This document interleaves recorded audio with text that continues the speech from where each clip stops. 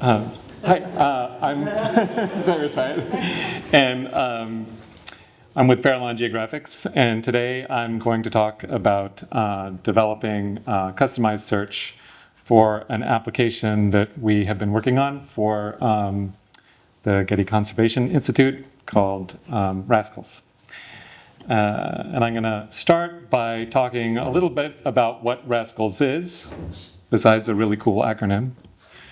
And then I'm going to talk about some of the key challenges that we faced in developing this search plugin, including searching across the resource instance network, or the through resource search, which Galen has called transitive search.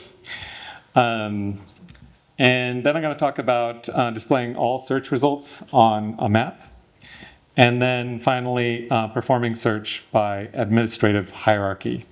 And what I mean by that is searching for resources that are related to municipalities like cities based on the administrative entity that those cities are related to. So basically searching for resources, say in Derry and Belfast, based on those cities' relationship to Northern Ireland or the UK.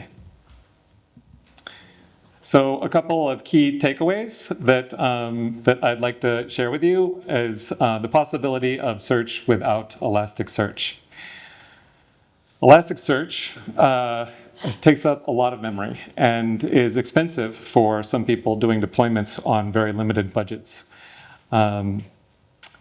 So I wouldn't suggest that we remove Elasticsearch entirely, but I just want to share the possibility that that Arches might be, kind of redesigned a little bit so that it could work without Elasticsearch. And then I'd also like to share the idea that control lists are more than just a substitute for concept collections and domain configurations for your domain nodes. So what's a rascal? So just for clarification, this is not a rascal. A rascal is a reference and sample collection. And that means a collection of items or objects that are used as a standard or benchmark for scientific comparison. And because the context is scientific, this application can be used optionally in conjunction with Arches for Science. The application is still in early development, and it is not really the focus of my talk. What I really want to focus on are these three challenges that I mentioned earlier. So challenge one, searching across the resource instance network. So we approached this problem, we looked at three different approaches. And the first one is one that Galen mentioned, which is storing attribute information on the Elasticsearch document. So when you go to index a resource, you take the attribute information of its related resources and you save that information to your resources Elasticsearch document.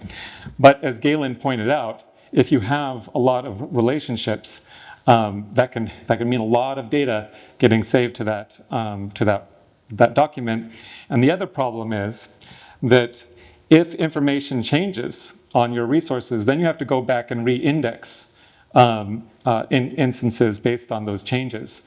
And if you have a lot of relationships, such as the provenance data set has, then that could be a pretty expensive operation that you're kind of continuously doing. The other approach that we looked at was direct tile value search. So basically inspecting the actual tile values for attributes and then associating that with the resource x resource table.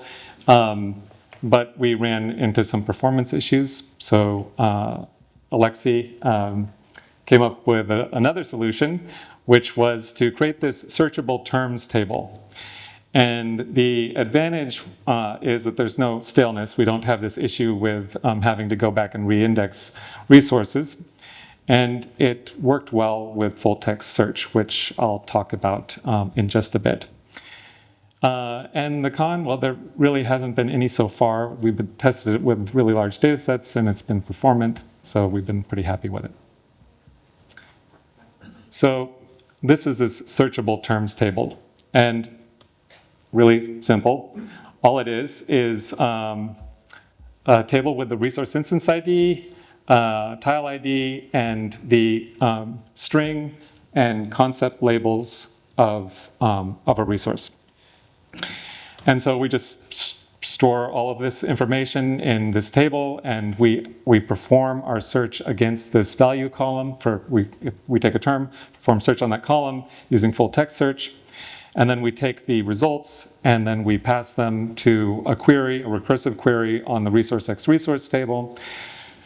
We do this with 2 iterations. We don't really need to do more than 2 hops because the relevance of the results diminishes after the after the second hop. And then we'd end up getting a lot of resources returned that we don't really want. So just 2 iterations, but we could extend that if we wanted to.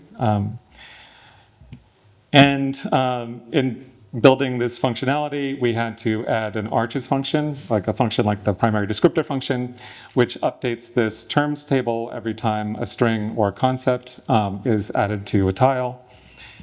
And then we had to add a database function which actually performs the recursive term search.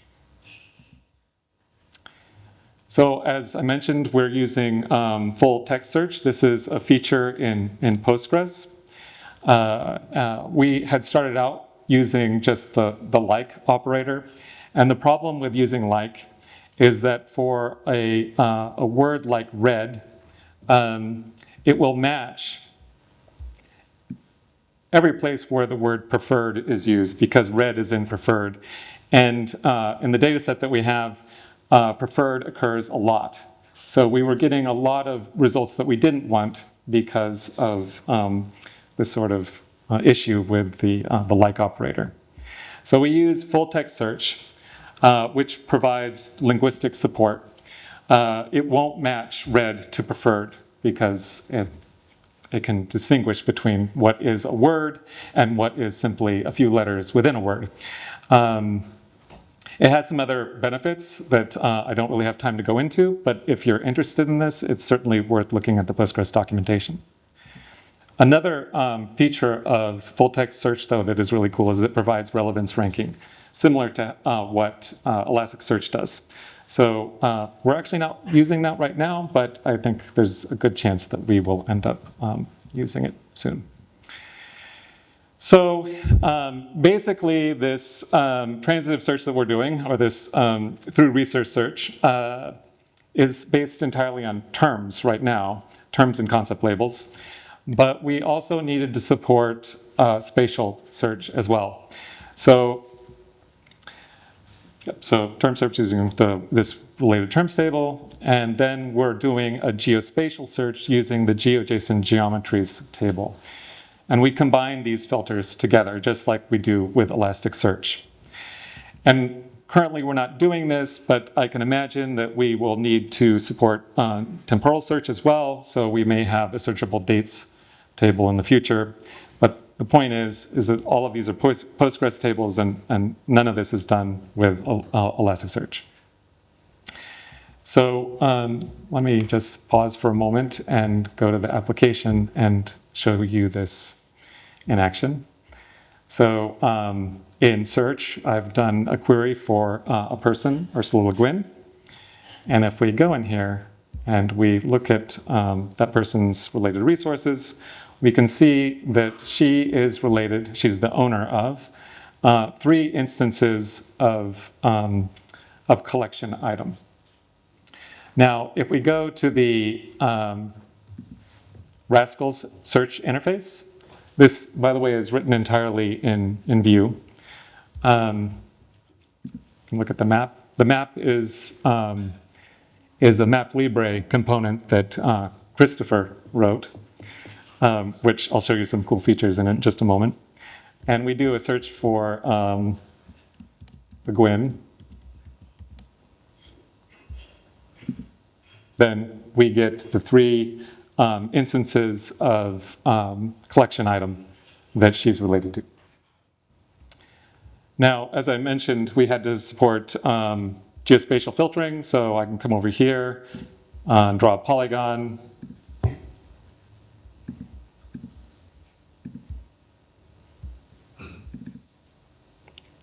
And I can move that polygon and get the third one, and then get all 3. And another, just a small feature that's pretty cool that you can't do in core arches that, that Rascal supports is, this again is what Christopher added, is multi-polygon search. So I can actually draw a second polygon. Let me move this one over. Oops. There.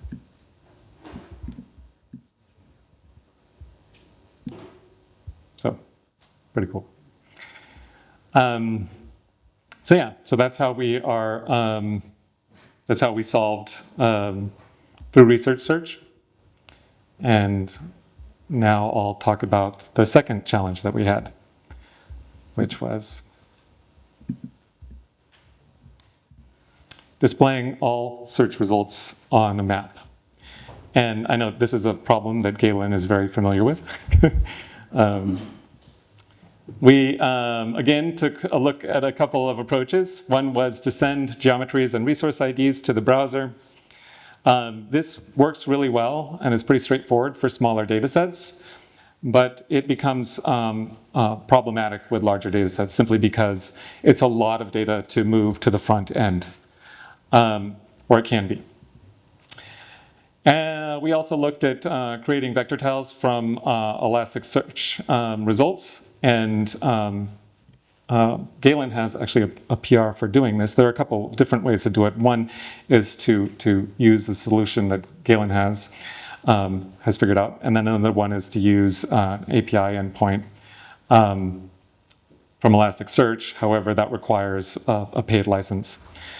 In any case, we're not using Elasticsearch, so it wasn't a good solution for us. So we are generating vector tiles using Postgres, which we do anyway for our resource instance layers, so it's something that we're very familiar with and it's very performant. And it has the advantage for us that the results match our Postgres results. And so far we haven't run into any issues, except for one little challenge. And that is persisting the search results after the search is performed. So basically what happens is a user A, performs a search.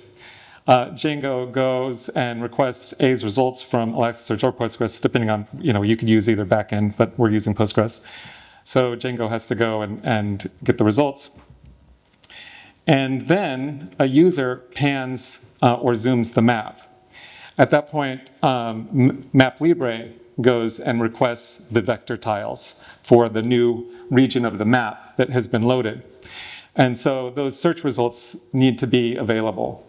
So then user B goes and performs a search. So we have another set of search results that have to be managed. And then users A and B are just both panning and zooming, so or any number of users. So we have to keep track of all of the search results for these users. And the way that we're doing that is by caching the search results. So we simply perform, this is a simplified version of the search view. We perform the search with this get related resources by text function, with results, and then we cache them using the session ID as the key. So then this sends the results back to the user. And then when MapLibre goes to fetch a vector tile, we just get the session ID, pull the search results out of the cache, and then pass that to the as MVT function in Postgres, and we return our vector tiles. So let me just show you very quickly that in action. This one. So open my map again.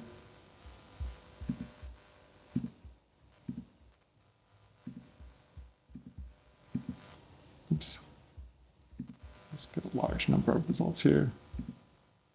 And you can see all of the search results have highlighted in orange. Those are the represented with the search results vector tiles. And if I move my polygon, my search results update accordingly. So, all right. So moving on to challenge number 3. Performing search on administrative hierarchies. So the problem here is that rascals like Arches for Science and Arches for HERs has a place model. And so you can associate an instance of place with an instance of another resource type. And, you know, I think users might have the impression that if they were to do a search on, let's say, LA County, and LA County is related to object C, and Hollywood is related to object B, and Malibu is related to object A, and both Hollywood and Malibu are in LA County, that if they did a search on LA County, they would get object C, B, and A as the result. But that is not true, because our relationship is simply between object C and LA County. So the only result that they're going to get is object C. And of course, the same problem. If they were to search for the United States, they might expect all of these results, but they're only going to get object E. So one way we could handle this problem is by creating relationships between the administrative hierarchy, levels of the hierarchy. So we create a relationship between California and the United States, LA County and California, and then a relationship between Hollywood and Malibu to LA County. And then we would have to do basically the recursive term search, the through resource search, but we'd have to do at least three hops here. And the problem with that is for the rest of the search, we're doing 2 hops, because if we do 3, we're going to get a lot of results that aren't very relevant. But in this case, we would want to do 3 because the third hop is very relevant. So to kind of get around that problem, we could do something else, and that is create relationships between every object and every level of the hierarchy that they could be related to. So object A is related to Malibu and everything else, except for Hollywood. Object B is related to LA County, California, the United States, and so on. But this creates a lot of really unnecessary relationships and bloat in the database. So we came up with another solution that we're just kind of prototyping right now. This isn't actually in the application yet. We just wanted to see how this might work. And that is by doing a spatial search instead of a through resource instance search. But we still need to manage hierarchy in some way. And the solution was to use Arches controlled lists, because Arches controlled lists are designed to manage hierarchy. And they have a couple other features that lend themselves to this problem as well. And that is that each item in a controlled list has a URI as its identifier. And we can use that URI to store a URL to a GeoJSON service. And that GeoJSON service could be from any real web service, any authoritative source of GeoJSON that represents the item in the controlled list. So it could be a gazetteer such as GeoNames as your web service. It could be another Arches instance because we have endpoints for GeoJSON. Or it could be an instance of Lingo if Lingo was managing places and also included the geometry for the place. So before I get to the conclusion, let me just show you how this works.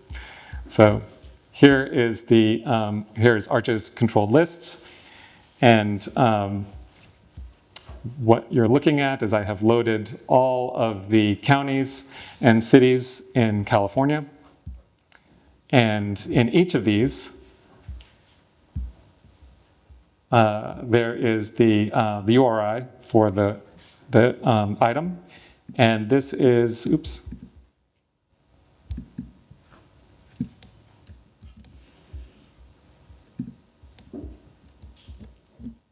this is points to a service that returns the GeoJSON for that item in the list. So if we go to Rascals, let me just refresh, clear this out. And we find an item, go to the map, go to show more. That's a county. Let me find a city here. Another county. There we go, Susanville. We click on, this is the search by associated places. We have the state of California, Lassen County below it, and below it, Susanville. And if I click on Susanville, we zoom into Susanville. Okay, in this case, so the centroid is outside of the city, so it's maybe not the best example. I'll do another one in a moment. Maybe it works a little bit better. And so that we can go and click on the county, and then we load the GeoJSON for the county, and then we search by the county boundary, and then we can go up to California and get the entire state. Let me pick another one here. Hesperia. All right, that's better. And again, we can go up to San Bernardino County and get all the results there. We could also, and I wanted to get a little bit of time to do this, but I didn't manage to do it. We could add a drop down to the map filter over here that just dropped out, gives you the entire list of associated places. So you could, search on any place in the state of California and then do a search on that location. And the cool thing about doing this way is that if we wanted to, because this is a just loaded into the map as a filter, we can close this just to make things a little bit easier to see. We can select the county boundary, and it gets treated like any other geospatial map filter. So we can actually buffer it.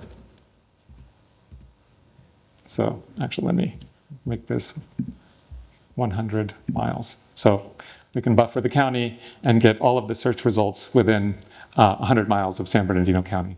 So, yeah. So in conclusion, I just kind of want to go back to my takeaways. And the first one is moving Elastic out of core. And we are far from parity with search in arches here. But I think, working on this, it's become clear that moving Elastic out of core is actually possible and I think worth consideration. The search backend was always meant to be swappable when Alexei first worked on it, because we always wanted to leave room for the possibility that someone might want to use a different search backend. But we've relied on Elasticsearch for a long time, and it's become increasingly integrated into arches. And it just seems possible at this point that we kind of back out a little bit and then maybe make search backends similar to how we've done permission frameworks, make them pluggable, essentially. And then Arches ships without Elastic and is a more affordable solution for organizations trying to run Arches on a limited budget. And then the second thing is if you're using resource relationships to manage hierarchical data, Arches controlled lists might be able to do it better. So, thank you.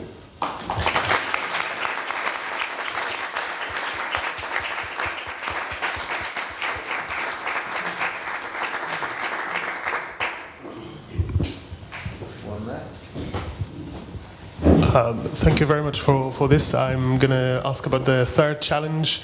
That slide that you showed with a lot of unnecessary connections, yes. This is an exact case that we have in our database. So we do have this. The problem is it's in 0, 1, 2, and 3 administrative levels. Mm-hmm. So we have not just this, but expanded level. So really, how soon can we get this?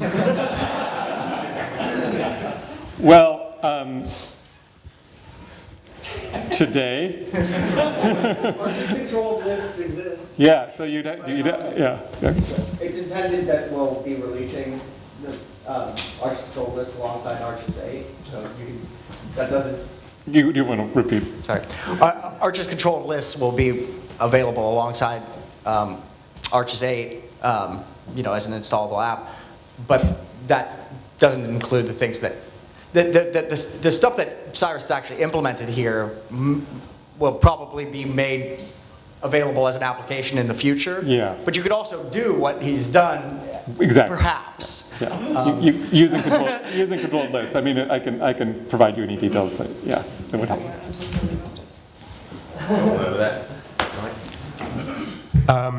So I guess a couple of things, if I remember them, because that's just distracted me. The first one was having all the results on the map. You said there was no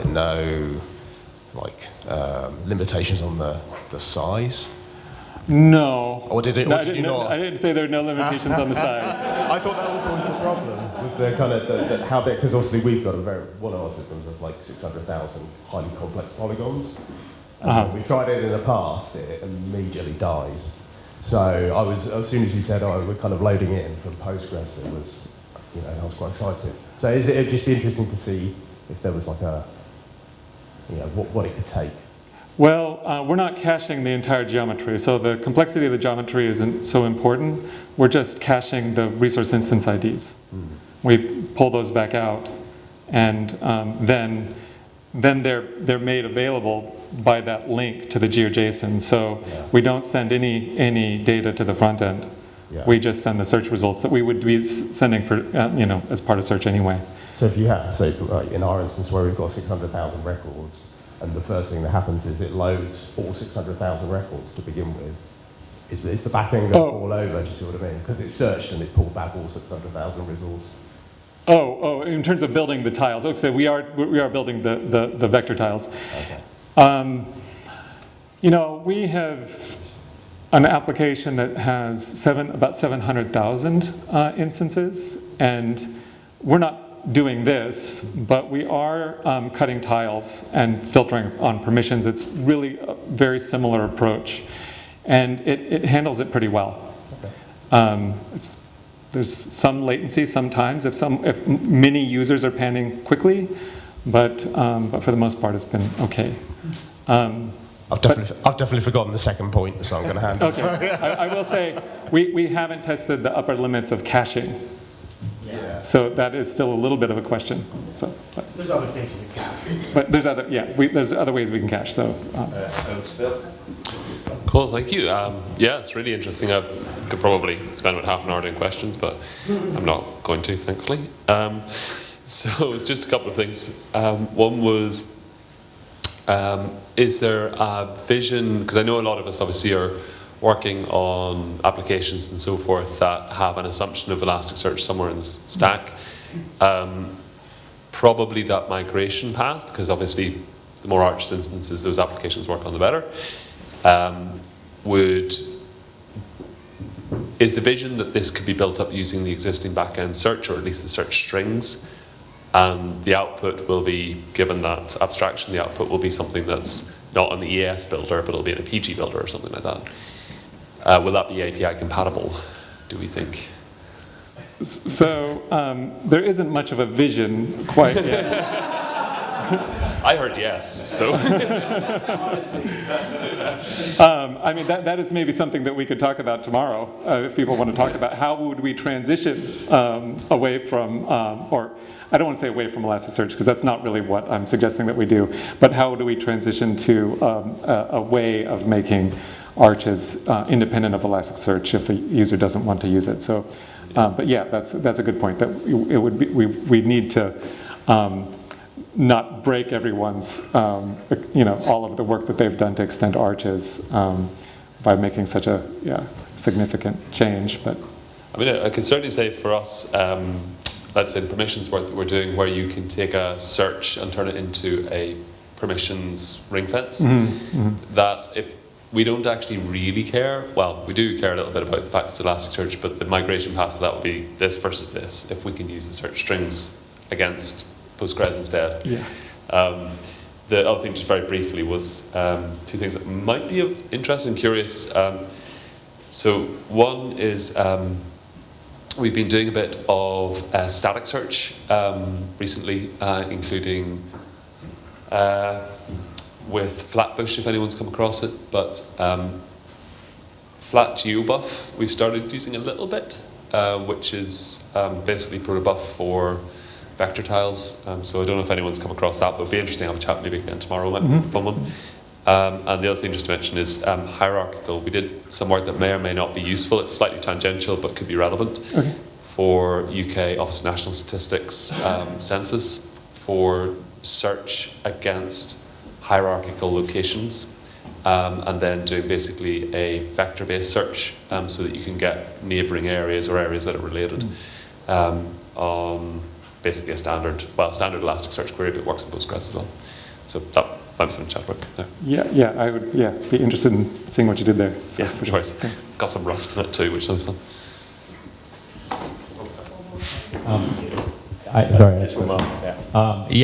Now I want to know about Phil's thing and the vector vector search. Like, whoa, yeah, tell me more. A great presentation. Seriously awesome to see all this work, and it's kind of ridiculous the overlap between like where I'm at. And just one thought before I forget. I mean, I could definitely envision that search components, componentized as they are, could specify which search backends they're compatible with, right? And then it's like, just depending on which backend you choose, it's like, sorry, you just can't use this particular version of the map filter or whatever. Right, yeah. Totally feasible. One question I have though is, did you think about, or is it possible, because I think you're a closer controlled list than I am, is it possible that we can implement the geospatial hierarchical search using controlled lists with Elasticsearch? Or is that something that from the ground up you did in PG and like can only work? Oh yeah, you could do it with Okay, nice. Yeah, Elasticsearch. Sure. Yeah. And then one last question I have is, for deployment purposes, like aside from separation of concerns being a justification for having Elasticsearch for deployment, have you thought about or done testing to the effect of how many simultaneous users you can have doing Postgres-based searches? Like, is there, like, what's the impact on the server, or like, do you just have to cluster your Postgres into nodes? Yeah, good question. We did do some load testing. But for this project that I mentioned earlier with the 700,000 resources. So, and that is what kind of inspired Aaron to take a close look at the function that the Postgres function that we're using to cut vector tiles. And with the change that Aaron made, we very substantially increased the number, the rate at which we cut vector tiles. So not for this particular purpose have we tested it, but it's really the same logic. So it scales pretty nicely. But there is a limit. If something like Provenance had geospatial data, 12 million resources, 12 million geometries, there's just the size of the vector tiles would be enormous. Like 50,000 simultaneous users. I think there's a limit somewhere between 700,000 and 12 million, somewhere in there. It's probably not far above 700,000 though.